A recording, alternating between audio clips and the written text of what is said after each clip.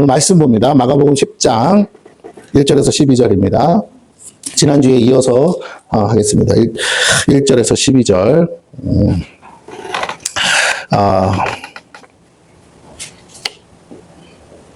5절 말씀 함께 다시 봅니다. 5절 말씀 합독하겠습니다. 시작. 예수께서 그들에게 이르시되 너희 마음이 완악함으로 말미암아 이 명령을 기록하였거니와. 오늘 제목은 계명에 대한 올바른 태도라는 겁니다. 계명에 대한 올바른 태도. 계명 그러면 우리가 자꾸 율법 이렇게 생각을 합니다. 자, 율법이라는 단어에 여러분 이제 그 뜻은 이제 토라죠, 토라. 근데 율법이라는 단어가 여러분에게 어떤 의미인지는 모르겠으나 성경적인 것은 굉장히 간단한 거예요. 여러분, 구약 성경에서 율법은 우리가 생각하는 구원의 조건이 아니에요. 이스라엘 백성들에게 구원의 조건으로 주신 게 아닙니다. 율법은 약속의 땅에 들어가서 살 이스라엘 백성들을 이방 나라와 구별하기 위해서 주어진 하나님의 법이에요. 그래서 하나님이 통치하시는 하나님 나라의 법인 거예요. 이해가 되시죠? 그러니까 어떤 사람이 율법은 폐지됐어. 율법은 그러니까 안 지켜도 돼. 이런 식으로 생각하시면 안 돼요. 폐지되었다, 폐하였다라는 의미는 그런 뜻이 아닙니다. 예, 제사법에 있어서 어린 양을 잡아서 속죄 제사를 드리는 것이 폐하해졌다는 거예요. 그걸 통해서 죄를 사하는 것이 폐하해진 거예요. 그러니까 이제 그 제사 제도가 어떻게 되느냐? 예수님 말씀대로 완성이 되었어요. 해마다 드리고 매번 드리던 제사, 얼마나 귀찮고 번거롭고 얼마나 수고스럽고 또 얼마나 잔인하고 또 더럽고, 그리고 가장 중요한 것은 얼마나 비용 부담이 큽니까? 근데 예수님께서 당신을 단번에 영원한 속죄 제물로 드리셨기 때문에 더 이상 우리가 제사를 드리지 않아도 얼마든지 예수님의 보혈의 피로 우리가 회개하고 기도할 때마다 하나님은 우리를 성전 삼으시고 우리와 함께 하시기 때문에 늘 우리의 간구에 응답하시고 우리 안에 예수의 피가 있기에 그 피로 말미암아 우리가 죄사함 받고 깨끗함을 받는 줄로 믿습니다. 그래서 이제는요, 1년을 기다릴 필요가 없어요. 이제는 어린 양을 사오든지 흠이 있고 흠이 없는 양 찾으려고 애쓸 필요도 없어요. 완전하신 주님이 흠 없는 어린 양으로 죽으시고 그 보혈의 피가 우리 안에 있기에 우리는 그 피를 의지해서 날마다 아직도 거듭나지 못한 우리의 마음, 그리고 우리의 육신의 습관, 이것들을 깨달을 때마다 뭐라고요? 회개하시면 그 피가 우리의 죄를 사하신 줄로 믿습니다. 할렐루야? 그게 믿음이에요. 뭘 믿느냐? 우리가 예수 믿고 구원받는다라는 말인데 뭘 믿느냐? 구원이라는 단어를 천국 가요 이렇게 생각하시면 안 돼요. 성경에 그런 말이 없는데 자꾸 만들어내는 거예요. 천국 간다라는 게 아니고, 잘 들으세요. 천국을 간 사람도 없다는 게 아니에요. 있는데 간 사람들도 뭐라고요? 마지막에 약속하신 새하늘과 새 땅으로 다시 부활합니다. 할렐루야? 이게 성경이에요. 그러니까 하나님의 때가 아직 되지 않아서 그들이 뭐하고 있다고? 죽어서 저기 천국이라는 하나님 나라의 영적인 세계에 있는 거예요. 임시적으로 있는 거예요. 거기가 영원한 곳이 아니고 거기에 있다가 새 예루살렘 성이 완성이 되면 하나님과 함께 뭐라고요? 하나님의 장막인 새 예루살렘. 하나님의 장막이겠죠. 그래서 계시록에 뭐라? 그 장막이 인간들의 세상에 다시 내려오셔서 새 하늘과 새 땅을 창조하시고 그때부터 뭐라고요? 사람들과 함께 먹고 마시고 함께 거하겠다고 하신 줄로 믿습니다. 그래서 그 새 하늘과 새 땅이 와요. 근데 새 하늘과 새 땅이 오기 전에 무슨 일이 있어요? 주님이 먼저 구름 타고 또 백마 타고 오셔서 믿지 않는 인생들, 마귀, 지옥의 그 불못까지 다 어디에 무저갱에다가 넣으시고 완전한 백보자 심판을 해서 하나님의 뜻을 완성하시는 줄로 믿습니다. 다시 오시기 전까지는 뭐예요? 아직은 은혜의 시대예요. 성령의 시대예요. 그러나 주님이 이제 진짜 재림하시면 그때는 은혜의 시대가 끝나고 심판의 시대입니다. 그래서 심판하시고 이제 백성들과 함께 천년왕국을 이루셨다가 다시 마귀가 한번 기승을 부리지만 그것마저도 이제 멸하시고 완전한 새하늘과 새 땅을 창조하신다는 것이 성경의 내용입니다. 아멘. 여러분이 그걸 믿으시고, 핵심은 우리가 믿을 건 뭐냐? 그건 다 하나님이 하시는 거예요. 우리는 손끝 하나 할 게 없어요. 그냥 주님이 다 알아서 하시는 거고, 우리가 할 건 뭐냐면, 예수의 보혈로 얼마든지 우리의 죄가 회개하고 고백하면 뭐라고요? 씻음을 받는다. 죄 사함을 받는다. 이것이 구원이고, 이것이 구속이라는 거예요. 그래서 인침을 받는 거예요. 뭐요? 예수님의 피로 내가 성령의 인침으로 인침이 되어서 어떻게 나는 이제 하나님의 것이다. 하나님의 백성이 되었다라는 것입니다. 할렐루야. 그러므로 이건 이제 어떻게 하느냐? 날마다 하는 거예요. 여러분이 날마다 씻고 세수하듯이 날마다 내 마음 안에 있는 악한 생각, 악한 말, 내가 육신으로 지은 죄, 옛사람의 습관을 따라서 아직도 죄인 줄 알면서도 짓고 있는 죄, 버릇처럼 하잖아요. 끊임없이 짓고 있는 죄들을 날마다 뭐야? 여러분 이제 이제 정말 천국 가기 위해서 회개하는 게 아니고 뭐라고요? 내가 이미 구원 받았기에 하나님의 자녀가 됐기에 거기에 합당하게 살기 위해서 뭐라고요? 성령이 내 안에 거하시기 때문에 성령이 거하시는 곳을 더럽힐 수 없잖아요. 그래서 하나님의 성전된 나를 날마다 뭐 하는 거라고요? 보혈로 씻는 것인 줄로 믿습니다. 계속 씻으셔야 돼요. 안 하면 어떻게 되냐고요? 그건 뭐 하나님이 어떻게 하시겠죠. 뭐 내가 어떻게 하는 게 아니고 여러분을 달달달달달 어떻게 해요? 볶든지 사랑하시기 때문에 뭐라고? 사랑하는 자녀를 위해서 뭘 든다고요? 매를 드시든지 해서 기어코 구원할 영혼이라면 어떻게 하신다고요? 따라해보세요. 내 입에서 회개를 받으신다. 여러분을 택하셨고 구원하신다면 여러분은 어떻게 하신다고요? 반드시 달달 볶아서라도 여러분의 입에서 아버지 내가 잘못했습니다. 용서해 예수님의 보혈로 깨끗이 씻음받은 줄 믿습니다. 내가 하나님께로 갑니다. 주님 용서해 해야 천국 가는 거예요. 할렐루야. 회개하지 않고는 구원받을 수 없는 거예요. 그래서 다시 한번 말씀드립니다. 예, 여러분이 회개 없는 구원, 회개 없는 세례, 회개 없는 그 무언가를 축복 이런 걸 원하신다고요? 앞뒤가 안 맞아요. 내가 오늘 왜 하나님의 축복이 오지 않느냐고요? 회개하지 않았어. 여러분의 삶을 바꿀 건 바꾸고 고칠 건 고치되 여러분이 마음속으로 우리가 그렇게 못할 수도 있어요. 우리가 마음속으로라도 뭐라고요? 어쩌면 내가 원수진 사람이 죽을 수도 있어요. 용서를 빌고 싶어도 못 빌는 사람이 있어요. 그래도 우리는 하나님 앞에 회개하셔야 될 줄로 믿습니다. 이게 중요해요. 하나님과의 관계를 회복하는 것이 우리가 할 일이에요. 내가 하나님과 관계를 어떻게 회복해요? 회개함으로. 성경이 우리에게 율법을 주고 계명을 주는 목적이 뭐라고요?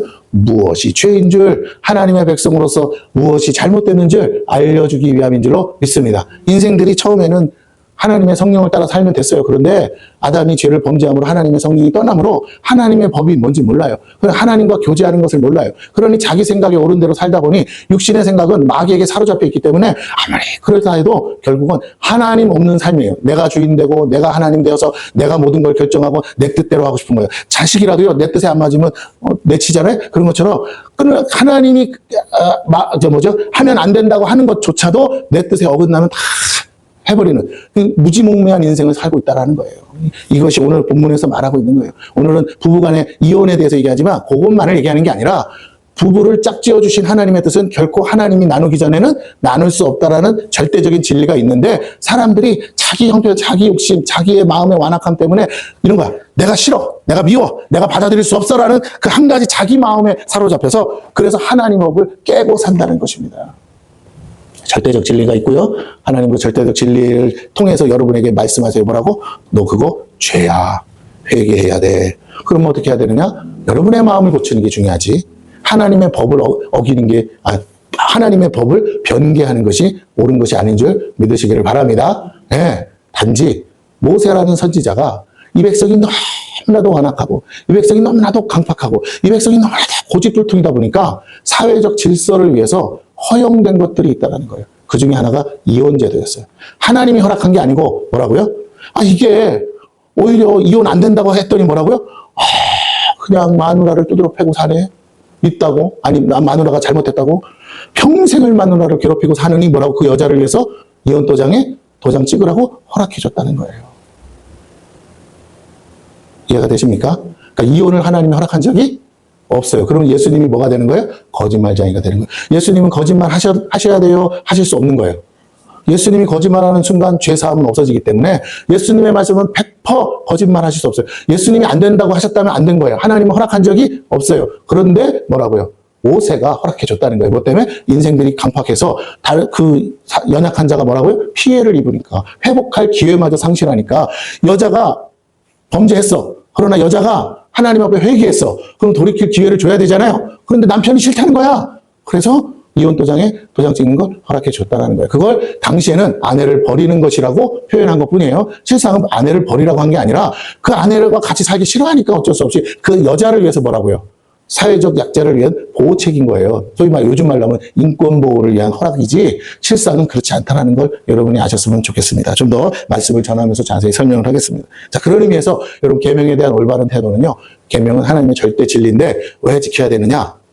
여러분이 못 지킬 수 있다는 걸 인정합니다. 그래서 뭐 해야 된다고요? 회개하시라는. 안 지키겠다는 건 뭐예요? 그건 하나님 없이 살겠다는 거고 내 마음대로 살겠다는 사람이니까 그 사람에 대해서는 더 이상 얘기할 필요가 없습니다. 아시겠죠? 안 지키겠다는 사람은 알고도 뭐 하는 거예요? 안 하겠다는데 내가 뭐라 그러겠어요? 그러나 여러분이 연약해서 못 지킬 때가 있잖아요. 유혹받아서 또 내가 연약해서 어쨌든 실수로 부지불식간에 그거에 대해서 뭐 하라고요? 회개하면 얼마든지 뭐 해주신다고요? 생각나는 대로 깨닫는 대로 이렇게 설교를 듣다가 기도하다가 말씀을 듣다가 찬양을 부르다 수시로 성령께서 내 마음에서 나를 사랑하시기 때문에 깨닫게 하세요. 말씀 보다가 깨달으면 그 즉시 회개하면 하나님이 용서해 주셔서 깨끗하게 지워주실 줄로 믿습니다. 이미 예수의 보혈이 있기 때문에 여러분 용서받을 수 있어요. 예수님 피가 있으니까 내가 회개 안 해도 다 용서. 아니요. 예수님의 보혈이 있지만 뭐 하셔야 된다고요? 회개해야 계약이 성립되는 거예요. 그래야만 용서가 이루어질 수 있어요. 법적 효력이 이루어진다라는 겁니다. 할렐루야. 그 점을 여러분이 아셨어요. 여러분, 그러면 천국은 어떤 사람이 가는 곳이에요? 따라오세요. 회개하여. 예수의 보혈 의지에서 회개하여 죄사함 받은 사람이 가는 곳이 어디라고요? 천국. 천국에 죄가 있으면 돼야 안 돼요. 천국에 죄가 들어갈 수 없죠. 근데 죄인은 들어갈 수 없는 거야. 그렇기 때문에 우리가 뭐 해야 돼요? 죄를 씻어야 돼. 근데 우리 힘으로 못 씻어. 예수님의 보혈로 하나님이 믿으면 씻어주신다고 하신 줄로 믿습니다. 그 믿는다는 것의 표현, 믿는다는 것의 그 열매, 믿는다는 것의 그 방법이 뭐냐? 그게 내가 회개라는 거예요. 그래서 세례 요한이 뭐라고 했죠? 회개에 합당한 열매를 맺어라 그러신 거예요. 할렐루야. 여러분이 회개에 합당한 열매를 맺기를 축원합니다.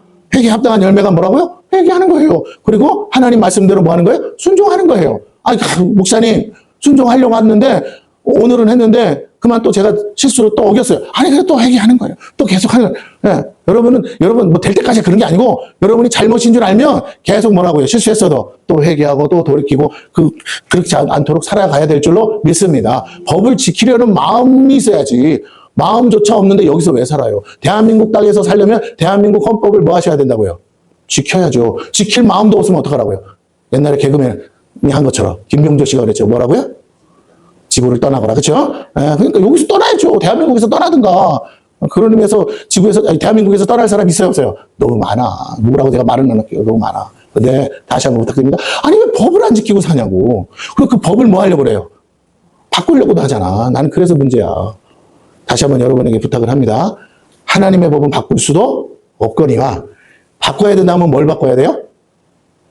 여러분의 마음을 바꾸셔야 돼요. 안 지키려고 하는 마음을 바꾸시고 못 지킬 수는 있어요. 우리가 연약한 건 아시니까. 그러나 안 지키려는 마음을 바꾸시고 내가 하나님 뜻대로 살고 싶습니다. 하나님 뜻대로 살게 해달라고 뭐 하셔야 된다고요?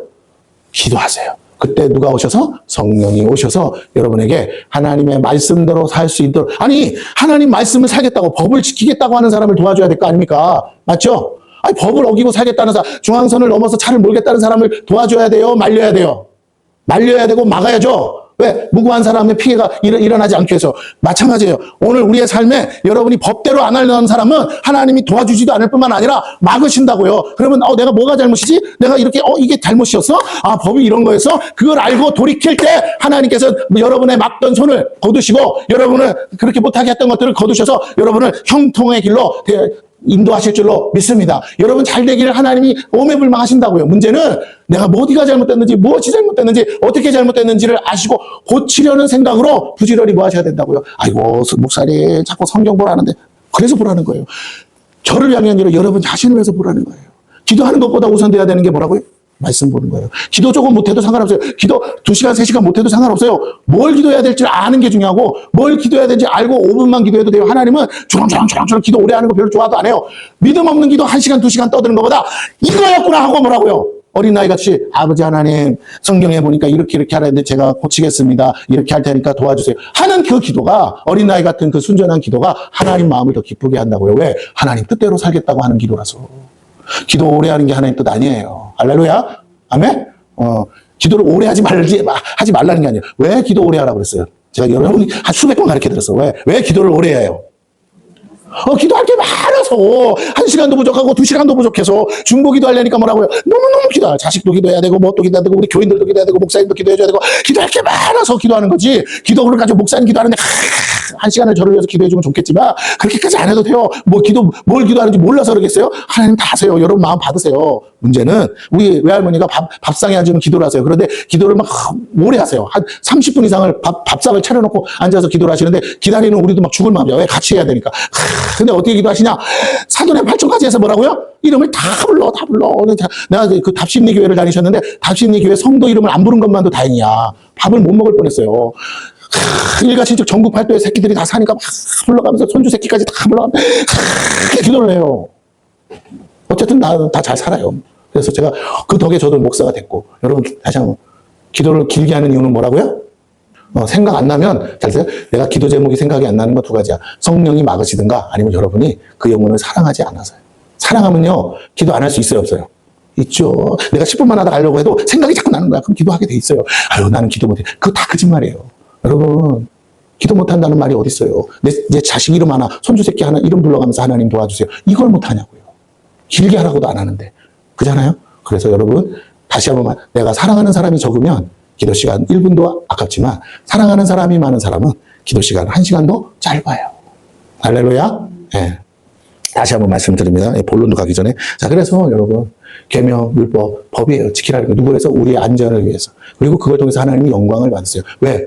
이방 나라, 이방신 섬기는 나라와 뭐 하기 위해서? 구별하기 위해서. 할렐루야. 당신은 왜 그렇게 삽니까? 하나님 법이라서요. 하나님이 누구신데요? 만군의 여호와 하나님이 천지를 창조하신 분이십니다. 우리를 만드신 분이에요. 할렐루야. 여러분 하나님을 증거하는 방법 중에 가장 적극적이고 좋은 방법은 여러분이 하나님의 법대로 사는 거예요. 대한민국 사람이 대한민국 법대로 살아야 미국 사람과 구별될 거 아닙니까? 얼굴과 인종으로 구별하는 게 아니에요. 대한민국 국민은 주민등록증이 있듯이 대한민국 국민이 주민등록증을 가졌다는 건 여기에 등록되어 있는 거니까 여기 법을 지키고 여기 세금 내는 거예요. 그러므로 여기 법대로 사는 거예요. 할렐루야. 그렇게 해서 구분되는 거예요. 마찬가지입니다. 오늘 저와 여러분이 하나님 나라 백성이라고 나는 죽어서 천국 가요 말하지 말고 하나님의 법을 보시고 깨달으시고 지키시는 저와 여러분 되기를 축원합니다. 할렐루야. 옆 사람에게 계세요. 입 다물고 지키세요. 시작. 입 다물고 순종하는 거예요. 제발 말 많으면 안 돼. 성경 볼 시간에 자꾸 떠들지 말고 성경 보라니까요. 눈 뜨고 이렇게 편히 보세요. 요즘은 세상이 좋아서 스피커로 뭐라고요? 성경 다 읽어주잖아. 제발 눈 어두워서 못 본다. 장님도 성경 봐요. 뭘로? 스피커로. 손으로도 읽고. 그러니까 제발 핑계 대지 마세요. 이거 성경 안 보겠다는 말은 뭐예요? 지킬 마음 없는데요. 지키기 싫은데요. 혹시라도 깨달아서 뭐라고? 죄인 줄 알고 바꿀 마음 없는데 나는 모른 척하고 몰라서 그랬어요. 라는 그 말로 뭐라고요? 여러분 다시 한번 할게요. 대한민국 국민이 대한민국에 사는데 대한민국 법을 모르면 그래서 당하고 그래서 억울한 일 만나면 그건 누구 잘못일까요? 당신 잘못이요. 모르고 살아도 되는 게 아니에요. 이 무지함은 죄란 말이에요. 만약 그것 때문에 내가 무지해서 법인 줄 모르고 중앙선 넘다가 자식 새끼까지 다 잡아 죽이면 그 죄를 어떻게 갚을 거예요? 이해가 되십니까? 그래서 안 된다고요. 무식이 이렇게 용감하면 안 돼요. 성경 말씀 다 깨달을 수는 없다 하더라도 한글로 번역돼 있으니 여러분 이게 달아 없어질 정도로 여러분 보시는 저와 여러분에게를 축원합니다. 할렐루야. 잔소리하지. 신앙생활 자꾸 딴짓을 해. 자꾸 어디 가서 이렇게 비나이다 빌로다 그 짓 하지 말라고요. 말씀 보라고요. 말씀 보고 깨달으시고 이것이 잘못됐구나 깨닫는 순간 고치며 그것이 여러분이 1시간 동안 앉아 기도하는 기도보다 하나님의 마음을 기쁘게 하고 하나님께 영광 돌리는 참된 예배가 될 줄로 믿습니다. 할렐루야. 예, 기도하지 말라는 게 아니에요. 정말로 여러분이 해야 될 일은 그거예요. 말씀 보고 나 자신을 먼저 고치는 일이고 나 자신이 성전되어서 하나님과 함께 살고 하나님과 함께 동행하기에 합당한 사람으로 변화되어야 될 줄로 믿습니다. 바울이 말한 것처럼 너희 마음을 새롭게 함으로 변화를 받아 하나님의 선하고 기뻐하시고 온전한 뜻이 무엇인지 분별하라. 이것이 하나님의 뜻이에요. 아멘. 그렇게 하시는 거예요. 근데 자꾸만 우리가요 계명을 멀리하고 아유 율법이 폐해졌대 그런 거 없어 믿기만 하면 된대. 여러분 이거 종교 활동이에요. 이거 무속신앙이라고요. 정한수 떠놓고 비는 거랑 똑같다고요. 밑도 끝도 없는 거예요. 내용도 없는 거예요. 뭐 또 알지도 못하고 그냥 어디 알지도 못하는 신한테 빌고 앉아 자빠져 있는 거예요. 이거 우상숭배라고요. 하지 말라고요. 우리는 분명히 알아요. 보이지 않지만 천지를 만드시고 나를 지으시고 나의 생사부 주관하시고 나를 죄에서 건지시 문 유일하신 하나님이 살아계신 것을 믿는 줄 믿습니다.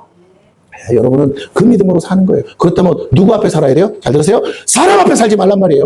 사람이 보니까 그렇게 하고 사람이 안 보면 죄짓고 그러지 말라는 거예요. 당신이 그러는 동안 당신은 하나님을 섬기는 게 아니라 그 사람을 우상으로 섬기는 거예요. 사람은 무서운데 보이지 않는 하나님은 안 무섭기 때문에 죄짓는 거라고요. 그래서 여러분은 하나님을 두려워하기 한다면, 하나님을 경외한다면 사람 의식하지 말고 하나님 때문에 그렇게 사는 저와 여러분 되기를 축원합니다. 요셉이 말한 것처럼 뭐라고요? 하나님 앞에서 보디발의 아내가 그렇게 유혹해도 보이지 않지만 하나님이 날 보고 계셔. 내가 하나님 앞에서 득지할 수 없나이다 하고 도망친 것처럼 우리는 그렇게 살아야 돼요. 성경에 기록한 목적은 그렇게 신앙생활 하라고 하나님이 요셉을 등장시킨 줄로 믿습니다.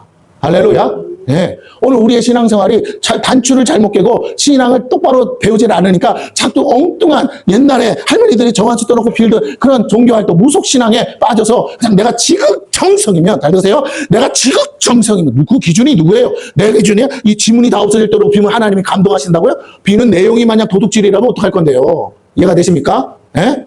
무슨 말인지 아시겠죠? 옛날에 히틀러가 있던 독일의 성도들은요, 독일이 전 세계를 제패하는 거였어요. 이해가 되십니까? 그게 기도 제목이었다고. 손발이 닳도록 빌었어요. 그러나 아니잖아요. 망했어요. 맞습니까? 하나님의 뜻이 아니에요. 뭐 하나님의 뜻도 모르고 빌기만, 내가 열심히 간절히 빌기만 하면 하나님의 감동. 하나님은 그렇게 감동받는 분이 아니에요. 이해가 되십니까? 하나님은 우리가 그렇게 열심히 한다고 감동하시지 않아요. 하나님을 감동시키려고 신앙생활 하지 마세요. 그건 다 세상이 가르쳐주고 마귀가 가르쳐준 거예요. 여러분이 일천배하고 여러분 막 새벽같이 나와가지고 그냥 기도생활하면 복 주신다고요? 그렇게 따지면 한국교회는 왜 이 모양이 끌리고 좀 미국에는 왜 부흥이 와요? 왜 뻑하면 부흥은 미국에서 오냐고. 거기 새벽 예배도 안 드리는데 중심이 하나님 뜻이 아닌데 새벽에 나와 빌면 뭐하냐고요? 정한수 떠놓고 기도하는 거나 새벽 기도 나오는 거나 내용은 우상 섬기는 거랑 다를 바 없고 자기 소원 빌고 기복신앙으로 나 잘 되게 하고 자식 잘 되게 하는 내용밖에 더 있냐고. 하나님의 뜻이 이루어지게 하시옵소서. 하나님의 나라가 임하게 하여 주옵소서. 하나님께 영광 돌리기 원합니다. 하나님의 이름이 거룩히 여김받기를 원합니다. 하나님을 위한 기도는 개떡같이 한마디도 없으면서 아직 자기 자신만을 위한 기도를 새벽마다 기도하면 뭐 하겠냐는 거예요. 그게 성도냐고. 차라리 절간에 가는 것보다, 절간에 성도보다도 덜 하면서. 다시 한번 여러분에게 부탁을 드립니다. 전국 팔도에 있는 절간 문 닫았다는 소리 한 번도 들어본 적 없어요. 왜요? 하도 갖다 바쳐서 그 기와점 가를 때마다 그 해마다 뭐 갈아야 되잖아. 망가진 거 있으면 돈으로 쳐발라서 한 거예요. 그러므로 여러분에게 부탁드립니다. 열심으로 따지면 타 종교인들이 더 열심이고 정성으로 따지면 무당들이 더 정성이에요. 그런데 하나님은 그런 거 보지 않으신대요. 그렇게 신앙생활 하지 말래요. 너의 마음만 나에게 있으면 네가 누구를 바라보고 사는지, 누구를 의식하고 사는지, 누구 앞에서 사는지를 생각하고 살면 내가 너에게 약속한 대로, 내가 잘해서가 아니라고 했어요. 네가 내 자식이고 내 백성이기 때문에 뭐라고요? 약속한 대로 뭐하리라? 복주리라 하신 줄 믿으시기를 바랍니다. 아멘? 이 말씀은 장애인은 사지백체가 다 문제가 있어서 아무것도 못하면 무슨 복을 받겠냐? 아니요. 일해서 받는 게 아니에요. 수고하고 노력해서 받는 게 아니에요. 약속하셨기 때문에 주시는 복인 줄 믿으시기를 바랍니다. 부모가 자식에게 상속할 때 우선 수고 아침부터 저녁까지 공장 가서 일하기 때문에 내가 너 마음에 든다고 줘요? 그러려면 노동자에게 주는 게 맞지. 아니요. 자식이기 때문에 주는 거예요. 팽팽 놀아도 자식이니까 물려주는 거예요. 맞습니다. 오늘 저와 여러분이 하나님의 자녀이기 때문에 다시 말할게요. 여러분의 형편, 처지, 상황 상관없이 우리가 하나님을 나 아바 아버지라고 부르고 정말 예수를 주라고 부르는 사람에게는 택함 받은 증거이기 때문에 하나님은 여러분에게 마음껏 복 주시고 상 주시기를 기뻐하시는 줄 믿으십시오. 할렐루야. 이게 율법이에요. 이게 계명이에요. 이게 약속이라고요. 법은 약속이에요. 아멘. 대한민국 헌법이 국민들과 정한 약속이듯이 여러분 헌법 하나도 그냥 아무렇게나 바꿀 수 없대잖아. 맞습니까? 예, 그것처럼 다른 법들은 그때그때 바꿀 수 있는 거 있어. 왜? 없어지는 것도 있으니까. 그러나 헌법 자체는 기본이기 때문에 바꿀 수 없는 거야. 바꾸려고 해도 온 국민이 동의해야 된단 말이에요. 마찬가지로 우리가 다시 한번 부탁을 드립니다. 하나님의 법은 절대절명이야. 세상천지가 다 없어져도 하나님의 법은 1.1도 바뀌지 않는다고 그랬어요. 그러므로 우리가 법을 바꾸려고 하지 말고 약속인 줄을 믿고 여기에 나의 삶을 내 마음을 바꾸시고 여러분의 삶을 바꾸시면 여러분이 복 달라고 안 해도 하나님은 복 주시려고 이미 다 준비해 놓은 줄로 믿습니다. 아이고 목사님 나는 그런데 왜 안 주시냐고. 아니요. 나를 바꾸시라고요. 내가 뭐가 잘못됐는지 뭐가 틀렸는지 뭐가 하나님 뜻에 안 맞는지 알지도 못하고 있으니까 세월만 간다고요. 제발 그 시간에 세월 보내느라고 10년 보내지 마시고 뭐 하시라고요. 부지런히. 단 1년만이라도 성경을 처음부터 끝까지 보세요. 여러분 어렵다고 하지 말고 보세요. 이해 안 되는 건 넘어가도 돼요. 왜? 하나님이 깨닫게 안 하시는 건 그게 아니라서 그냥 넘어가는 거예요. 할렐루야. 다시 뭐라고요? 그건 너랑 상관없어. 그냥 넘어가도 돼. 딱 보니까 내 마음에 딱 걸리는 구절이 있어. 설마 이런 게 성경에 적혀 있을 줄이야. 그러면 어떡하시라고요? 깨닫고 회개하라고요. 그러면 뭐라고요? 문제가 풀어지고 변화가 일어나기 시작하고, 내가 죄인 줄 깨닫기만 해도 뭐라고요? 하나님은 보시고, 이제 알았냐? 이제 네가 뭐가 문제였냐? 너 잘난 줄 알았지? 네가 다 잘 살아 줄 알았지? 왜 하나님이 너 안 도와준다고 말했지? 근데 아니야. 도와주고 싶어. 근데 도와주려면 어떻게 해야 돼? 이게 죄라는 걸 알아야지. 감옥에 가 있는 죄인이 그게 죄인 줄 모르면 나와서 뭐 할까요? 또 죄를 짓겠죠. 죄인 줄 가르쳐주기 위해서 뭐 해요? 판결을 내리고 감옥에다가 수감을 시킨 거 아닙니까? 몇 년 형을 살으라고. 예. 아, 내가 이렇게 살면 또 들어오겠구나. 그거 알고 나가서 다시는 그 짓을 하지 말아야 되는 거예요. 오늘 우리가 이렇게 돼야 되는 거예요. 감옥에 들어갔다 나온 다음에, 그쵸? 10번 들어간 사람은 아주, 변호사보다 더 많이 안 되잖아. 그렇게 배우려고 하지 마시고, 감옥 가기 전에 뭐라고요? 배우셔서 감옥 안 가도 되는 저와 여러분 되기를 축원합니다. 대신 지옥은 뭐라고요? 다시 나올 수가 없으니 가려고도 하지 말고 가서도 안 된다. 그러니 우린 또 갈 수 없다. 그러니 여러분에게 부탁드립니다. 저와 여러분이 하나님 말씀을 부지런히, 여기에 부지런해야 돼요. 여기에 애를 쓰셔야 돼요. 여기에 집중하셔야 돼요. 이것이 여러분의 살리는 길인 줄 믿으시기를 바랍니다. 그렇지 않으면요, 이게 올바른 태도야. 하나님을 사랑한다는 말은요, 입으로 백날 해도 소용없어요. 주님이 그러셨어요. 하나님을 사랑한다면 계명대로 살리라 하셔서, 주신 말씀 붙들고 씨름하셔야 돼요. 주신 말씀 붙들고 내가 왜 이렇게, 여러분 이걸 연구하라는 게 아니에요. 내가 왜 이렇게 못 살지 하면서 여러분 자신, 그래서 내가 이 부분이 연약해서 못하면 하나님 뜻대로 살고 싶은데요. 하나님 잘 안 돼요. 도와줘. 왜 하나님이 그렇게 살라고 말씀하셨는데, 그렇게 살면 복을 받으리라고 하셨는데, 사랑하는 자녀가 그렇게 살게 해달라고, 내가 힘으로 안 된다고 그러는데 왜 하나님이 안 도와주겠냐고요. 유혹하는 친구가 있어요? 그 친구 다 잘라 없애서라도 내가 그 친구들 안 따라가서 죄 안 짓게라도 하실 줄로 믿습니다. 하나님을 믿으시고 뭐가 죄인 줄 알고 도움을 구하셔야 돼요. 1절 봅니다. 예수께서 거기서 떠나 유대 지경과 요단강 건너편으로 가시니 무리가 다시 모여들거라. 예수께서 다시 뭐라고요? 전례대로. 예수님은 그냥 일하지 않고 어떻게 해요? 전례대로, 말씀대로 가르치시더니 바리새인들이 예수께 나와 그를 시험하여 묻되 사람이 아내를 버리는 것이요. 바리새인들이 성경을 그렇게 잘 알고 경건하다는 사람들이에요. 이스라엘 백성들이 존경에 맞지 않는 사람들입니다. 제일로 하나님과 가깝다고 칭찬받는 사람들이었어요. 근데 그들의 중심이 뭐라고요? 예수님을 시험하는 거예요. 여러분, 마귀의 별명이 뭐예요? 시험하는 자. 예수님이 처음 공생에 들어갈 때 제일 먼저 시험한 게 누구라고요? 마귀가 뭘 가지고 시험했다고요? 기록된 하나님의 말씀 가지고. 여러분, 말씀을 아는 게 중요한 게 아니라 말씀대로 사는 게 중요한 줄로 믿습니다. 헌법 박사가 되고 법관이 되고 판사가 되면 뭐냐고. 판사도 죄 지으면 어떻게 해야 된다고요? 감옥 가야죠. 법을 아는 게 중요한 게 아니라 법을 지키는 게 중요하다. 자, 그래서 예수님은 밥을 알면서도 뭐라고요? 넘어뜨리려고 시험했다는 거예요. 아내를 버리는 게 옳으니까. 여러분, 하나님은 아내를 버리라고 한 구절이 있다고요, 없다고요? 없다니까요. 바리새인들의 질문의 의도가 예수님을 시험하기 위함이었고, 그러므로 그들의 질문은 예수님을 넘어뜨리고 올무사무를 했습니다. 예수님의 공생애를 막으려고 했어요. 결국은 예수님 입장에서 보면 그들이 뭐예요? 마귀의 종들이죠. 그들의 질문은 아내를 버리는 것이 옳은가 하는 것인데, 여기서 먼저 전제해야 될 것은 결단코 아내를 버릴 수 없습니다. 그런 법은 존재하지 않습니다. 하나님의 창조 질서를 뭐하기 때문에 깨는 것이, 아내를 버린다는 건 아내를 인격자로 대우하는 것이 아니에요. 여러분, 아내를 버리고 말고를 누가 결정해요? 남편이. 근데 남편이 아내를 그럼 뭘로 생각한다고요? 소유물로 생각한다는 거예요. 아내의 인격과 인권을 무시해. 어떤 경우를 하도, 어떤 죄를 지어도, 어떤 이유든 간에 아내를 버릴 수 있다, 없다? 없어요. 짝지어주신 분이 누구기 때문에. 하나님. 우리의 신앙이 하나님으로부터 시작하면요, 내가 해서는 안 되는 일은 안 되는 거예요. 할 수 없는 건 할 수 없는 거예요. 근데 해도 된다고 말하고 할 수 있다고 말하는 자체가 마귀의 속임수라는 거예요. 그래서 세상의 온 모든 법은 여기에서부터 걸리는 거예요. 왜? 하나님이 제일 먼저 사람을 만드시고 주신 것이 가정이기 때문에. 근데 마귀는 뭐라고? 제일 먼저 뭐부터 깰 수 있다고? 가정을 깰 수 있다고 말하고 있는 거예요. 깨어질 수 있습니다. 그러나 깨트려서는 안 되는 거예요. 이해가 되십니까? 아무리 억울하고 아무리 여러 가지라도, 우리 사모님이 그러더라고. 내가 만약 바람 피면 어떡할 거냐? 어떡하긴 어떻게 해요? 그냥 살아야지. 만약에 이혼하고 딴 남자랑 사겠다면 어떡하냐? 내가 이혼하는 게 아니잖아. 본인이 이혼해달라는데 해줘야죠. 왜? 본인이 그래야 행복하겠다는데. 나 그랬어요. 또들어 패요. 아니면 뭐 데리고 살아요. 그잖아요. 그러나 만약에 본인이 회개하고 같이 산다면 바람을 12번 펴도 나는 뭐라고요? 같이 살아야죠. 용서해야죠. 목사가 그것도 용서 못하면 뭐라고요? 목사 때려쳐야지. 이해가 되십니까? 바람을 펴서 좋다는 게 아니라 결론은 뭐라고요? 그건 내가 결정할 문제가 아니라서 나는 그런 거 가지고 뭐도 안 한다고요. 기도 안 한다고요. 왜요? 물어볼 걸 물어봐야지. 에? 어떤 분은 그래. 자식들 동의를 구해본대. 미친놈이야. 이혼하는데 무슨 자식들 동의를 구해. 자식들이 그러라고 하면 그 자식도 이상한 거지. 계모가 아닌 다음에 누가 동의를 해요. 맞습니까? 알 것 같으네, 표정이. 자, 다시 말할게요. 하나님 입장에서 생각하자고. 하나님이 얼마든지 깰 수 있는 걸 딱 지어줬다고요? 얼마든지 네 마음대로 붙었다 깼다 버릴 수 있다 그런 걸 주셨다고요? 여러분, 남편 입장에서 좋을란가 모르지만 아내 입장에서 하나님이 어떻다고요? 그렇게 붙여준 하나님.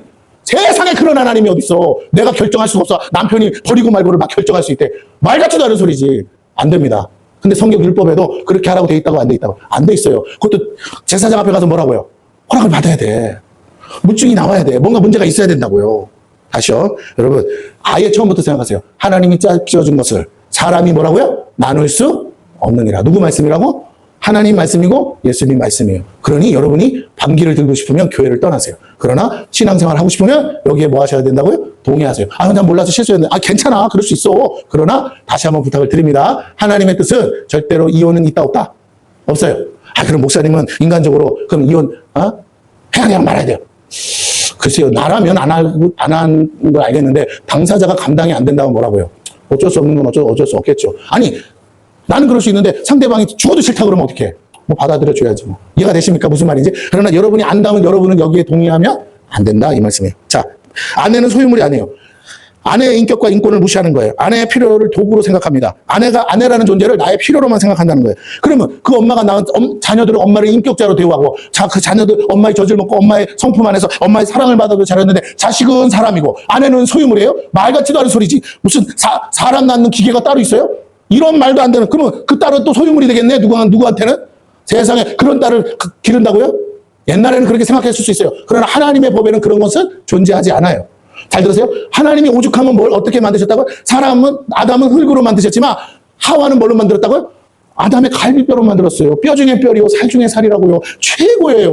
그런데 버릴 수 있고 말고요. 그래서 뭐라고요? 뼈 중에 뼈리요, 살 중에 살이라는 말이 뭐예요? 너는 내 분신이다 이 말 아닙니까? 소유물이 아니라고요. 근데 어떻게 그거를 버릴 수 있다는 생각을 갖냐고요. 버릴 수 있는 걸 그러면 왜 가졌으며 버릴 수 있는 관계를 여러분 그런 관계를 가지고 사는 자체가 불행이에요. 그 여자도 불행이고 그 남편도 불행이에요.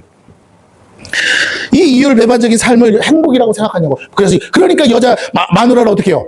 그냥 15 가졌으면 좋겠는 거지. 여러분 그거 안 됩니다.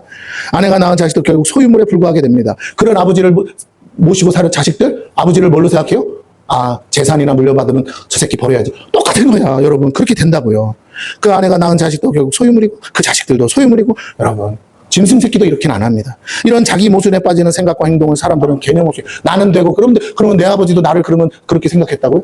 그러니까 자꾸 모순에 빠지는 거예요. 스스로 사람 되기를 싫어하는 거예요. 근데 짐승도 그렇게 안 한다고요, 여러분. 아내를 사랑의 대상으로 생각하고 거룩한 인격체이며 하나님이 주신 선물로 생각할 때 올바른 관계가 형성되고 하나님과의 관계도 온전해지고 그렇게 주신 자녀들과의 관계도 온전해진다는 거예요. 근데 하나님이 그 선물들을 나에게 주셨다는 건 내가 바로 하나님 앞에서 뭐라고요? 사랑받는 존재라는 뜻이에요. 존귀한 자라는 말이 되는 겁니다. 서영이 서진이가 이렇게 앞에 있지만 저를 닮았잖아요. 맞습니까? 안 닮았어요? 얘네들은 되게 기분 나쁜 말이에요. 아빠를 닮아. 그래 어쨌든 닮은 건 지들이 알아. 너무너무 분명해. 벗어날 수 없는 틀이야. 나중에 돈 한 1억 들여서 성형하면 모를까? 벗어날 수 없어. 그런데 잘 들으세요. 그래서 저는 이 딸들을 볼 때마다 내가 뭐 수고한 게 없어요. 수고했다고 그러면 우리 사모님이나 했지. 네. 누가 주신 거라고요? 하나님이 주신 거. 네. 그렇습니다. 내가 복이 없다고 말하는 건 다 거짓말이에요. 어쨌든 나 닮은 새끼가 있어요. 그러면 나는 축복이에요. 제가 유튜브에서 뭘 보다가 방송에 나온 건데 80노 부부가 있어요. 경상도 저 어디 구례인가 어디 사시는 분들인데 그 동네를 떠나본 적이 없대요. 평생을. 거기서 태어나서 거기서 사는데 그 뭐 아주 좋더라고 경치가. 근데 자식이 없는 거야 부부 둘이가. 그래서 고생하면서 주변에서 정말 복도 지질이 없는 그런 거죠. 80 부부가 그냥 둘이 그냥 인고 부부처럼 사는 거 빼고는 아무런 행복이 없다가 어느 날 동네에 놀러 온 처자를 봤는데 그 처자가 대뜸 어머 하더니 뭐라고? 자식 있으세요? 자식 없다고 그러니까 뭐라고? 그러면 저희 엄마 아버지 하시면 안 돼요? 그래서 그날로부터 수양딸을 맺어서 그러고 사는데 때마다 바리바리 싸가지고 가가지고 요리를 해주면서 웬만한 자식도 배 아파 낳은 자식도 그렇게 안 하는데 그 방송에서 이제 촬영을 해서 보여줬어요. 나의 내용을 알고 봤더니 이 딸이 어떤 사람이냐? 이 딸이요 탈북자야. 그런데 그 북한에 엄마 아버지를 놓고 왔어. 그러니까 마음이 늘 괴로운 거예요. 엄마 아버지 놓고 같이 못 모시고 온 거. 돌아갈 수도 없고. 그래서 여기서 엄마 아버지한테 엄마가 그렇게 요리를 잘하신대요. 그래서 그 요리 배운 거 가지고 여기서 북한 요리 셰프가 됐어. 요리 전문가가 됐어요. 그래서 돈도 잘 벌어. 충청도 사시는데, 그럼 부영가 사시는데. 그래서 근데 어느 날 그 마음에 항상 한이 맺혔는데, 명절 되면 어디 못 가잖아요. 그러다가 오랜만에 구랭가로 놀러를 왔다가 그 노부부를 봤는데, 생긴 게 자기 엄마 아버지랑 그렇게 빼다 박았대. 그래서 대뜸 얘기를 했는데 그분은 자식 키우고. 그래가지고 자식 연을 맺어가지고 하는데, 참, 내가 봐도 지극정인데 그렇게 잘할 수가 없는 거예요. 북한에서 하던 요리들을 다 와가지고 다 해주는 거예요, 여러분. 그 북한에는 명태로 하는 순대가 있대요. 명태 대가리. 그래서 대가리를 거기다가 막 뭐 쑤셔놔가지고 해서 몸보신하라 막 고아가지고 드리고, 또 닭도 어디 이 항아리에다가 넣어가지고 물을 안 넣어요. 그냥 그대로 넣어서 옆에다가 큰 이 솥다지에다가 이렇게 놓고 거기다 물을 내서 찌는 거야. 근데 찌면 이게 막 기름이 콸 거기 남아가지고 물을 안 넣었으니까, 그래서 닭에서 나온 그 육수가 그대로 있으면서 이게 삶아지는 거예요. 거기 보양식으로 해드리고. 와, 나도 먹고 싶더라고요. 저거 먹으면 100년은 살겠다 싶더라고요. 북까지. 늙음하게 자식 하나 생겨서 아주 그냥 하늘이 준 선물이라고. 그 아버지가 얼굴이 그냥 막 눈에서 막 사랑이 떨어져. 막 우리 딸 그래가지고 농사를 80 넘어가 짓는데 한 몇천 평을 지어. 근데 고추 농사도 짓고 뭐 하는데, 할머니가 그럼 뭐 이렇게 많은 걸 얼마, 할머니가 되게 딸 생각하면 안 돼. 딸 주려고 막 그 고추를 타면서도 입이 이만큼 찢어져 있어요. 딸 생각하면서 너무 좋아가지고. 낳은 새끼가 있어도 이놈 왼수 같은 놈들인데, 그죠? 누굴 닮아서 그런 거. 근데 수양딸이 그렇게 자라니, 평생에 자식 없던 한이 뭐라고요? 그분들이 예수를 믿는지 안 믿는지 거기까지는 내가 모르지만, 하늘이 준 선물이라고 얘기를 하는 거예요. 여러분, 하물며 내가 낳은 자식은 뭐 잘하든 못하든 진짜 하나님이 주신 거 아니겠어요? 생명인데. 맞습니까? 잘하든 못하든 여러분은 감사하셔야 될 줄로 믿습니다. 특히 추석 한가위는 명절로 모이는데, 여러분 그냥 잘해줬니, 형제끼리도 잘해줬니, 뭐든 한 뱃속에서 나왔다면, 한 뱃속이 아닌데도 이렇게 잘하는 사람들이 있는데 부끄러운 줄 알고 우리는 한 뱃속에 나온 형제 따지지 말고, 불평불만이 와도 따지지 말고, 또 뭐라고요? 어떤 사람들은 다 돌아가셔서 혼자 남은 형제도 있잖아요. 따지지 말고 감사하시고, 아직도 만날 수 있으면 감사하시고, 자식들 있으면 감사하시고, 그렇게 해서 하나님께 영광 돌려서, 야, 예수 믿는 사람은 그래도 뭐가 다르구나 하는 여러분 되시기를 축원합니다. 그럼요, 이게 하나님 뜻이에요. 이게 가정을 주신 축복이에요. 아내를 버릴 수 있다 없다로 생각하는 자체가 그것이 잘못된 생각입니다. 아내를 버리는 경우가 있을 수 있다 하더라도 예외적인 경우가 있겠으나 가능한 것인지, 있을 때 가능한 것이지 일반적이고 보편적 상황이 아니라는 거예요. 만약 옳다면 언제든 내가 원하면 버릴 수 있다라는 말이 됩니다. 그리고 틀리다면 그렇게 된 사람들을 정죄하는 수단도 됩니다. 있어서는 안 되는 상황을 굳이 유추해서 일반화시키는 것은 악한 동기가 아니고서야 설명할 수 없는 것이에요. 바리새인들은 악한 의도로 이 질문을 해서 예수님을 올무에 걸리게 하려고 했던 것입니다. 3절에서 5절입니다. 대답하여 이르시되 모세가 어떻게 너에게 명하였느냐. 이르되 모세는 이혼 정서를 써주어 버리기를 허락하였느니라. 예수께서 그들에게 이르시되 너희 마음이 완악함으로 말미암아 이 명령을 기록하였거니와. 마음이 왜 완악하다고요? 불륜을 저질러도 어쨌든 그 마누라랑 살기 싫다는 거지. 더럽게 여긴다는 거죠. 그래서 죽어도 내가 용서 못 하겠다는 거죠. 하나님 앞에 가서는 그렇게 양 잡아서 용서받는 인생이 자기 마누라, 새끼 낳아준 마누라를 용서 못 한다는 자체가 이미 잘못된 결혼인 거죠. 그래서 모세가 뭐라고요? 이 여인을 위해서라도 불행한 결혼이 될 수 있잖아요. 어거지로 살게 하면. 그래서 두드러 팰까봐. 그래서 이혼 정서 써줬다는 거야. 여러분 이해가 되세요? 무슨 말인지? 하나님이 허락해서가 아니고 뭐라고요? 인생을 생각해서. 예수님은 율법을 써준 모세를 소급하며 모세의 견해를 물었고, 그들은 이혼 정서를 써주어 버리기를 허락했다고 담대히 말합니다. 즉 그들은 얼마든지 아내를 버려도 죄가 되지 않는다고 생각했어요. 그 근거가 모세에게 있다고 말합니다. 그런데 그들은 모세의 견해가 자신들의 생각에 일치하기 때문에 옳다고 여긴 것이지, 그렇지 않았으면 모세도 비난했을 거예요. 모세의 말이기 때문이 아니라 자신의 뜻이기 때문에 그것을 근거로 정당화시키려는 거예요. 여러분 범죄자들 중에 법 모르는 사람 없어요. 법에 없는 것만 해서 법을 피해가는 사람이 얼마나 많습니까? 자, 그렇습니다. 그러나 주님은 거기에 넘어지지 않고 모세가 써준 이유는 우리의 마음이 완악하기 때문이라고 하셔요. 어차피 버리려는 생각이 가득하여 그것을 그냥 허락해 준 겁니다. 왜? 그러다가 잘못하면 이 여인이 매 맞아 죽을 거니까. 그런데 또 버리면 어떻게 돼요? 돌 맞아 죽어요. 하나님 뜻은 결코 있어서는 안 되는 일이죠. 그 돌 맞아 죽을 인생을 용서하고 데리고 살아야 그 여인이 뭐라고요? 보호를 받을 수 있어요.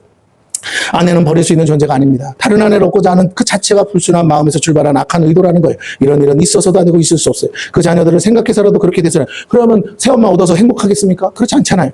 그러나 그 한 가지 예외가 있다면 하나님이 갈라놓으시는 경우도 있더라는 거예요. 아브라함이 하갈과 헤어지는 경우였습니다. 이것이 하나님이 하신 일이에요. 그리고 이 경우도 하갈은 종이었고 이스마엘은 언약의 자식이 아니었기 때문에 그렇게 하나님이 짝지어 주신 관계가 아니었기에 가능했습니다. 야곱은 4명의 아내를 두었어도 하나님은 결코 갈라지게 안 하셨어요. 그 아들 루벤이 비라와 통간을 했을지라도 야곱은 그 아내를 버리지 않았습니다. 왜? 버렸다가는 엄마도 죽고 자식들도 다 없어질 수 있기 때문에. 그래서 자식이 잘못을 했어도 그냥 용서하고 데리고 살았어요, 여러분. 그것이 하나님 뜻이에요. 결코 하나님의 누구도 그렇게 할 수 없다는. 야곱도 하나님의 뜻이 아니기 때문에 뭐라고요? 함부로 이혼하지 않았다는 거. 율법은 아내가 간음했을 때가 버릴 수 있다고 말하지만, 그런데 그것도 검증될 때만 가능한 것이죠. 고의적인 것이 아니라면 안 된다는 거예요. 확실한 증거가 있을 때만 가능했습니다. 궁극적 하나님의 뜻은 간음한 여인이라도 회개하면 버리죠. 그래서 이 여인이 여인 보니까 처녀가 아닌데요. 그래서 나 결혼 잘못한 것 같아요. 속은 것 같아요. 하면 그 친정 아버지가 뭘 가지고 있다고요? 그 여인이 처음 생리했을 때 그걸 가지고 여자 처녀가 증명한다는 거잖아요. 네, 그렇습니다. 여러분 이걸 아셔야 돼요. 하나님의 법은 철저하게 그 여인의 인권을 뭐 한다고요? 보호하는 차원이라는 것을 아셨으면 좋겠어요. 할렐루야. 하고 싶다고 하는 게 아닙니다. 하나님의 뜻을 자꾸 내 식으로 재해석해서 막 뜯어 맞히려니까 일이 꼬이는 거예요. 궁극적인 하나님의 뜻은요, 간음한 여인이라도 회개하면 버리지 말라고 하셨어요. 그래서 하나님 누구를 통해서 얘기하시냐면, 여러분이 잘 아는 호세아 선지자. 호세아가 간음한 여인 고멜을 버리지 않고, 간음했는데 뭐라고? 집 나간 여인을 데려오래잖아요. 그것도 어떻게? 돈 주고 다시 사서 데려오래요.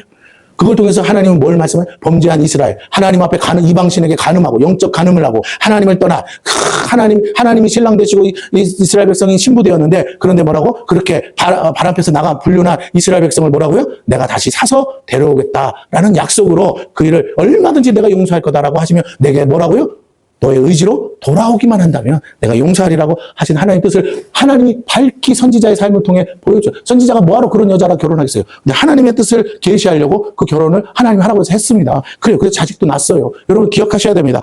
하나님은 무슨 말씀을 하시느냐는 거예요. 우리가 자꾸만 우리의 완악한 마음, 우리의 이 강팍한 욕심을 가지고 하나님의 내가 필요한 말씀만 구절만 뽑아서, 여러분 축복의 말씀이 있지만 잘못하면 저주의 말씀도 있고 심판의 말씀도 있어요. 왜 내가 단 건 삼키고 쓴 건 뱉으려고 합니까? 그것은 하나님의 뜻이 아니죠.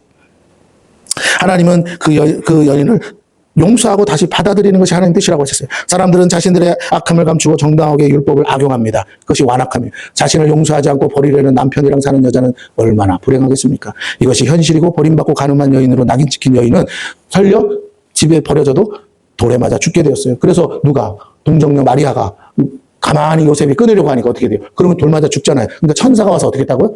그건 성령으로 된 일이니 너는 데리고 살라 해서 데리고 산 거예요. 그래서 예수님이 탄생하신 거예요. 여러분, 돌 맞아 죽을 뻔했다니까요. 여기 배가 어떻게 하고 있을지. 근데 요셉이 뭐라고? 난 저 여자랑 잠자리 한 적 없는데? 그 순간 그 여자는 어떻게 돼요? 약혼자가 있는데. 그 당시 율법으로는 돌 맞아 죽어야 돼요. 여러분, 진짜 핵심은 뭐냐면, 사랑한다면, 설령 뱃속의 아이가 내 새끼가 아니고 뭐라고요? 다른 남자의 새끼라도 뭐라고요? 그 여인을 사랑하기 때문에 데리고 품고 가는 거예요. 있을 수 없다고요? 당신의 의로움이 하나님의 용서하심보다 클 수 없어요. 이해가 되십니까? 당신의 정의로움이 나를 용서하신 예수님의 피값보다 뭐라고요? 클 수 없어요. 그래서 우리가요, 자꾸만 우리의 의로움으로 말하고 재단하고 평가하고 판단하지 말라고 하시는 거예요. 그래서 가장 최고의 법이 뭐예요? 사랑하라는 거예요. 누구까지? 원수까지. 할렐루야. 얘가 다른 남자의 자식을 배워서 온 여자를 뭐라고? 원수가 될 수도 있잖아요. 그래도 뭐 하라고요? 드라마 너무 쳐보지 말라니까. 막장 드라마 쳐봐가지고 그래. 그거는 하나님의 뜻이 아니에요. 복수하는 게 하나님 뜻도 아니고. 애시당초 뭐라고요? 그러냐. 그냥 눈 딱 감고 아닌 줄 알아. 나 태어나고 보니까 나 안 닮았어. 그래도 뭐라고요? 내 새끼처럼 기르면 남의 새끼도 수양딸해서 되는 것처럼 사랑으로 기르면 다 자식보다 내가 진짜 내 새끼 아닌 그 자식보다 더 잘하게 될 줄로 믿습니다. 할렐루야. 그러므로 여러분, 사랑이 죽음보다 강하다고 그랬잖아요. 사랑이 모든 것을 이기는 거예요. 사랑할 생각이 없으니까 따지는 거예요. 사랑할 마음이 없으니까 이유를 다는 거예요. 버릴 생각을 하는 거예요. 나중에는요, 내가 낳은 새끼도 버려요. 여러분, 그러지 않게 되기를 축원합니다. 할렐루야. 예. 아내를 버린다는 건 아내를 죽도록 내버려 두는 거예요. 자녀들이 그것도 누구야? 그 자식들이 보는 앞에서 엄마가 돌 맞아 죽으면, 잘 들으세요? 또 다른 뭘 만드는 거예요? 여러분 드라마 우리 동네잖아. 누구를 사도세자를 만드는 거야. 평생을 뭐라고요? 트라우마와 상처. 엄마가 죽는 거 봤잖아요. 뒤주 속에서 아버지가 또 그 죽이잖아요. 여러분, 이 막장 드라마가 왕실에서 일어난 일이에요. 이런 아픔과 상처가 우리나라 역사라고요. 조선 500년 동안 온통 이런 악순환의 고리를 끊이지 않았다고요. 여러분, 다시 한번 부탁드립니다. 이런 일이 생기지 않게 되기를 축원합니다. 할렐루야. 아멘. 우리 서로 이렇게, 우린 그러지 맙시다. 시작. 빨리 얘기해 주세요. 서로 우리는 그러지 맙시다.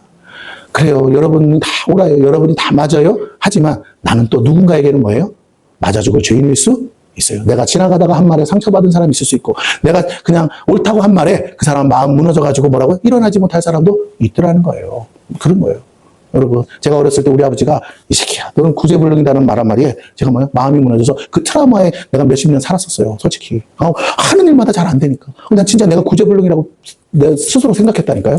아버지 말 한마디에.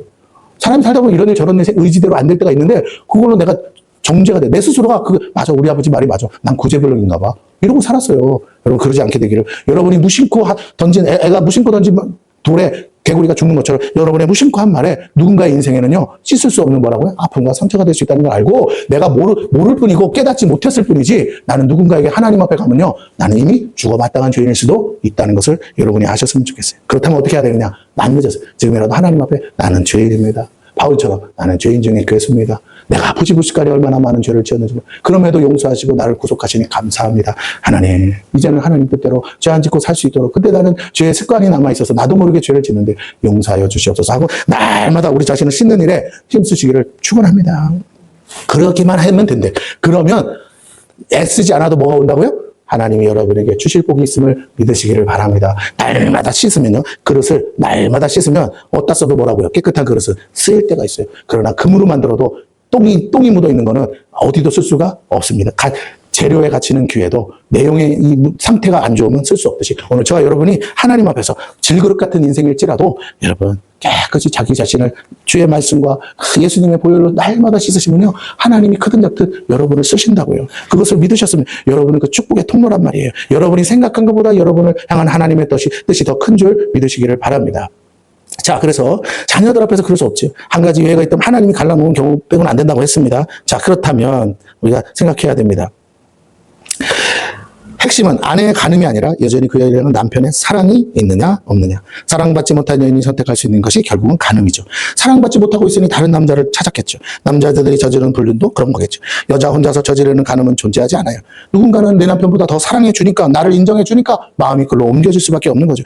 여인이 간음했다고만 말하지 말고 그 여인이 왜 그런 짓을 했을까 생각해 보면 나에게도 원인 제공자 라는 것을 잊지 말아야 됩니다. 6절에서 9절입니다. 창조 때로부터, 자 보세요. 예수님이 뭐라고 해요? 창조 때로부터 사람을 남자와 여자로 지으셨으니 그 이러므로 사람이 그 부모를 떠나서 그 둘이 한 몸이 될지니라. 이러한즉 이제 둘이 아니요 한 몸이니, 그러므로 하나님이 짝지어 주신 것을 사람이 나누지 못할지니라 하시더라. 자, 주님이 명확하게 창세 때부터 지금까지 이 법을 뭐라고요? 바뀐 적이 없다. 자, 그 다음 다시 10절에서 12절 읽고 마칩니다. 자, 같이 읽어볼까요? 시작. 집에서 제자들이 다시 이를 물으니 이르시되 누구든지 그 아내를 버리고 다른 데에 장가드는 자는 본처에게 간음을 행하며 또 아내가 남편을 버리고 다른 데로 시집가며 간음을 행함이니라. 자, 간음은 혼자 할 수 있는 일이 아니죠.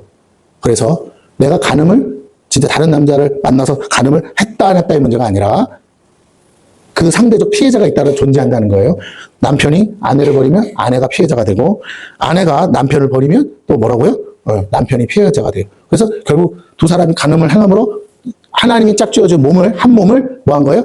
짜갈란 거예요. 예수님은 우리의 뭐라고요? 신랑이세요.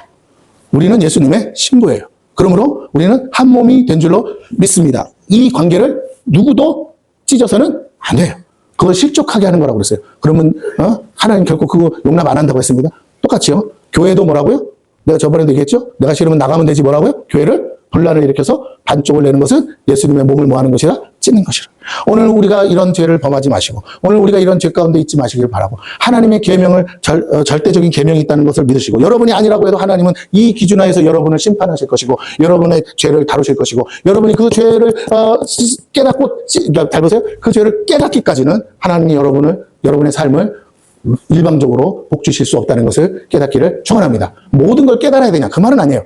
모든 걸 깨달을 필요도 없지만, 내가 내가 알지 못하는 죄가 어딘가에 숨어 있는데 그것을 내가 깨달아야 한다는 사실을 여러분이 인식하시고 부지런히 뭐 하시라고요? 말씀을 날마다 상고하는 일에 힘쓰시다 보면 나도 모르게 뭐라고요? 죄가 깨달아져서 씻겨나가면서 하나님의 복을 받기에 합당한 그릇으로 준비될 줄로 믿습니다. 결국 제자들도 깨닫지 못한 이유가 뭐라고요? 내 정욕 때문에 예외가 있을 거다. 그래도 버릴 수 있는 경우도 있지 않겠 이런 상상력, 이런 생각 자체가 썩은 거예요. 네, 아내를 버릴 생각을 아내를 맞이하면서부터 한다는 자체가 사랑하지 않는다는 증거예요. 사랑하지 않는 아내와 사는데 어떻게 행복할 수 있고 사랑하지 않는 아내가 아이를 낳았으며 저 여자가 진짜 딴 남자랑 몰래 해가지고 낳은 새끼 아니야? 조금 자식들이 나 안 닮고 나를 좋게 생각 안 하면 이거 문제 있는 거 아니야? 근데 무슨 의처증 걸린 남자처럼 그렇게 사랑하지 않기 때문에 의무증 의처증이 생기듯이 우리가 설령 그랬을지라도 용서하고 넘어갈 수 있는 일조차도 우리는 일을 크게 만들어서 부풀려서 나중에 알고 봤더니 내가 오해한 거야. 그래서 이혼하고 나서 봤더니 뭐라고? DNA 검사했더니 내 새끼가 맞네. 그때서 무슨 수로 회복하고 무슨 수로 용서를 구하고 무슨 수로 자녀들의 상처를 씻고 무슨 수로 회복을 하고 무슨 수로 내 말년에 영광을 얻겠냐 이 말이겠어요, 여러분. 그러므로 설령 아닌 줄 알아도 뭐라고요? 용서하세요. 덮고 가세요.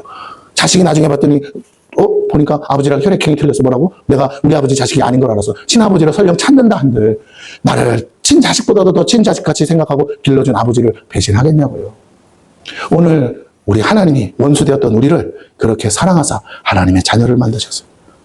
그런데 우리가 그 하나님 앞에 배신 때리고 하나님의 계명을 어기면서 하나님이 원치 않는 그 삶을 굳이 일부러 찾아가면서 살려고 하는 그 악함이 어찌 하나님 앞에 용서받겠냐라는 것. 스스로가 하나님을 버렸는데 어찌 하나님께 구원해달라 할 수 있겠느냐라는 용서하실 수가 없어서가 아니라 내가 스스로 하나님을 버렸기 때문에 그렇다. 그렇습니다. 지옥 가는 인생은 뭐라고요? 스스로 하나님을 버렸기에 가게 되는 것이에요. 그럼 우리가 깨닫는다면 오늘이라도 회개하시고 그래요. 하나님 제가 아직도 무식하고 무지하고 어리석어서 죄가 죄인 줄 모르고 살고 있는데 이제라도 말씀 보고 깨닫고 회복하여서 하나님의 뜻대로 살겠사오니 하나님 나에게 깨닫는 은혜를 주사. 성경책 처음부터 끝까지 다 찾아볼 시간은 없는데 볼 때마다 속히 깨달아서 하나님의 축복의 통로가 사용되게 해달라고 기도하시는 저와 여러분 되시기를 축원합니다.